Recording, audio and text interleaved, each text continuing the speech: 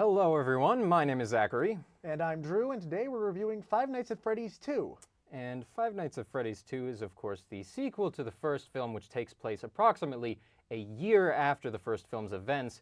And basically what ends up happening here is Abby, who's really missing all of her animatronic friends, ends up going back to the restaurant and sets up a bunch of things in motion, all while the entire neighborhood has suddenly taken in all of this Freddy Fazbear's Pizza murder stories and turned it into a bunch of folklore.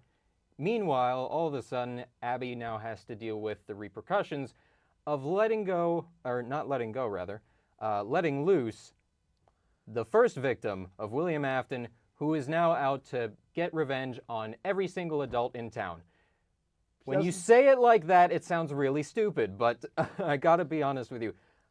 I don't know what you thought, but I had hopes for this film, at least hopes. Some people might even be shocked at that, but my hopes honestly stemmed from the fact that I remember after the first film, there was a report that the creator of the game and the head writer, Scott Cawthon, had said that he completely scrapped the script that he originally wrote for the sequel film after hearing a lot of the feedback from the fans. And if you recall, what were the two biggest pieces of feedback from the first film?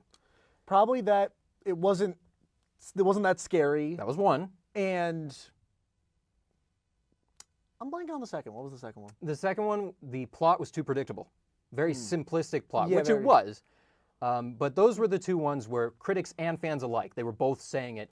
And all honesty, I think those are the only two things that Scott picked up on when he was taking that feedback. Because honestly, I feel like those two things were even then, I'd say he barely picked up on the honest one. Oh, I mean, of course. honestly, I think there was less kills in this one than the first one. Yeah, but I would say from the perspective of, I could tell that those two things, they were at least attempting to be better. Because I could tell they were trying to be scarier and have more moments with jumps. And the plot was a bit more convoluted. It wasn't as linear as the first game, and they were doing some things that weren't from the game series, you know, which I was okay with. Some people thought the differences were like, but yeah. It seemed like those were the only two things where they were really trying to improve. So I don't know what your thoughts are on that. Yeah, I mean, I had hopes in more of I was hoping to have fun. You know, I saw the trailers. I saw Toy Freddy walking around a boardwalk with a bunch of people. I saw Toy Bonnie with a knife. I saw Mangle on a car. Like, I was like, oh, awesome. This is going to be a great time.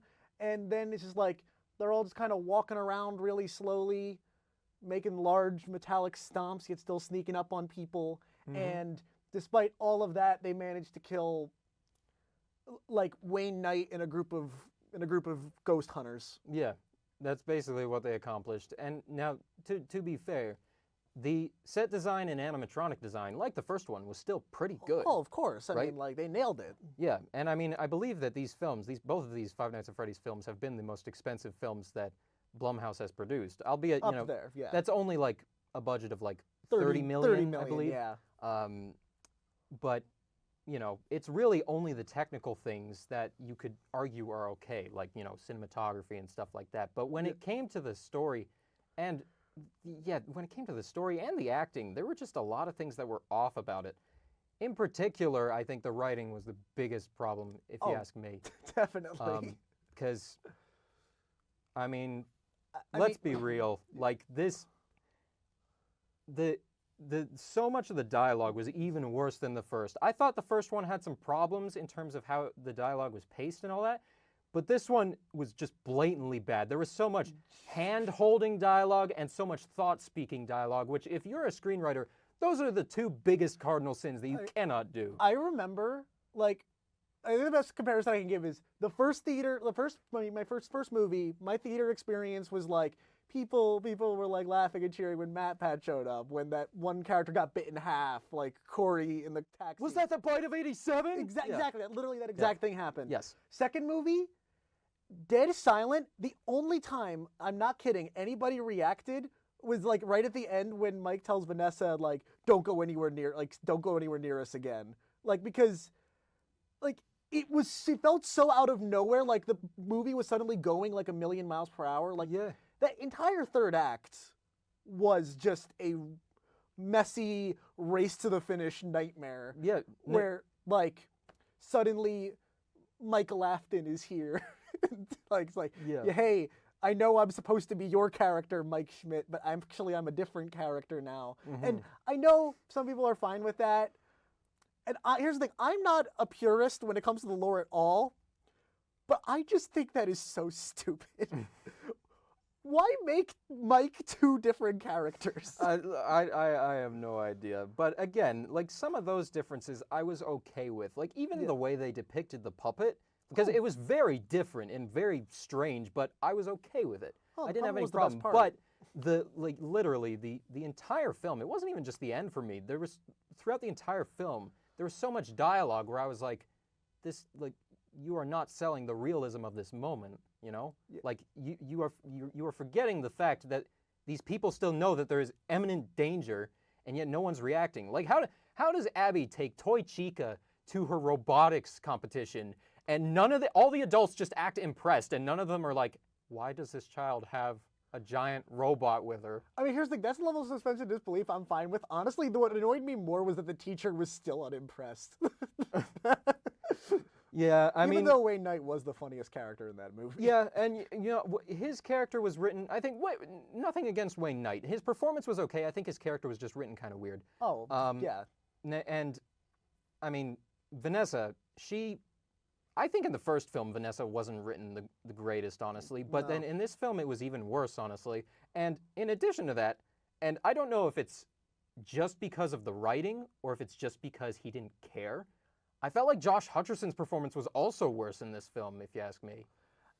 I feel like this movie in general was a lot like, it felt a lot sillier, but without actually doing anything particularly sillier. Like, it felt like everybody was taking it less seriously, but the actual things that happen don't really match the change in tone.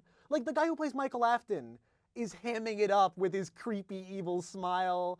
And It was a good evil smile. No, it's a great evil smile. And like he feels like the perfect villain of a much campier movie. Like everybody's acting like they're in a campier movie. And like the scene like we did at the end where like, oh, the FNAF 1 animatronics show up to defeat the FNAF 2 animatronics, like Avengers style. Just again, feels like it's something out of a much more ridiculous movie that this movie doesn't really get to until the last like 20 minutes. Just threw in a Deus Ex Machina right at the end. Yeah, that's what it felt like.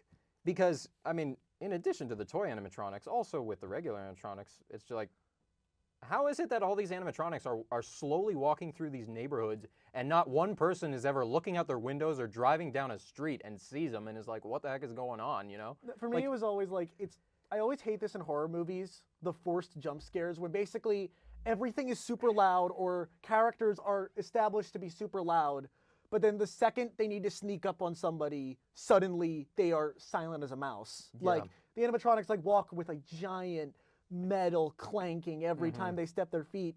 But then when they need to sneak up on somebody, suddenly they can teleport. Yeah, and I mean, and it's not even like the dialogue, but also even just the actions of some of the characters too that I had a problem with. Like, for example, the scene when we have the ghost hunters who are in the restaurant. First off, them splitting up was already stupid. And I mean, I'm fine, it's a horror trope that they need to set up victims. I don't really take a problem with any of that. So. But honestly, like the first film, it was okay because it's a bunch of ravagers, you know, they're meant to ravage the whole restaurant and they didn't know about the murder story. So it makes sense that they were going to split up. But this one, they're ghost hunters who now know about the murder stories. Why would a ghost hunter split up? Wouldn't they all want to see the same thing? Yeah, you know what? I'll be honest. Now that you're saying it again, I'm remembering. I remembered thinking this could just be because I am like a film student. But like, I remember being so annoyed that the one girl played by McKenna Grace went down to the basement while the one guy with the camera went the other way. I was like, well, she's recording the audio though. Like, isn't what's her audio gonna help with if she's somewhere else? And then the one guy who went into the boat tunnel falls into the water and then stays in the water. Like, who in the right mind, if you fell into this old murky water in this old abandoned, now haunted place, you would not stay there, you would get out, right? Yeah, but but yeah, like in general, like I see a lot of the points being like, oh, well, it's for the fans. Like, I'm a longtime fan, like since 2014, since when the game started, since I was in elementary school, and I felt like, aside from some cameos that didn't really impress me, it's like, it's not really for anybody. Yeah, and honestly, like, when you have a bad script, the one thing that can sometimes salvage a bad script is if you just have an actor who's really that good. But unfortunately, the two best actors in this film, Matthew Lillard and Skeet Ulrich, they were both in one scene apiece. And they don't share it. Yeah, like, and the film basically was just, it felt like the film was just to set up the third film, and that was it. Yeah, it felt like, Yeah. just felt like, all right, this it felt more like 1.5. Like, we're going to get to the actual sequel in 2027, 2028, whatever. Yeah, or something like that. Yeah. And something I did notice after the fact was that when it came to the screenplay, I saw that the director and one other contributor also contributed with Scott Cawthon in terms of writing for the first film. Yeah. But the second film, it was only written by him. And I think that says a lot. Yep. He's not a writer, you know? So what would you give it? Well, I actually was curious, what would you give, just out of 10 briefly, what did you give the first film when you first saw it, and then afterwards, what did you give the second film? Yeah, I gave it a 5 out of 10. Like, I'd say like a higher 5, like closer to a 6, whereas like it came together all right. I enjoyed myself. I had fun. Mm-hmm. And then the second one? The second one I gave a 3. I had fun mainly because I was with my friends. Mm. Yeah. Like, I didn't really get any enjoyment outside that. Yeah, and I got to be completely honest with you. I'm exactly in the same boat. I gave the first film a 5, just out of recognition that even though it wasn't a great horror film, it still accomplished what it was trying to do. Yeah. You know, it was just trying to be a gift to the fans. Exactly. But once you make a sequel, you're starting to run out of excuses. So I gave the second one a 3 as well. But yeah, that is our thoughts on Five Nights at Freddy's 2, and we appreciate you for sticking around, and we'll see you in the next review. Thank you for watching. Great job, guys. 12 minutes. 12, really? Were we talking about nothing? This guy's saying, how can you talk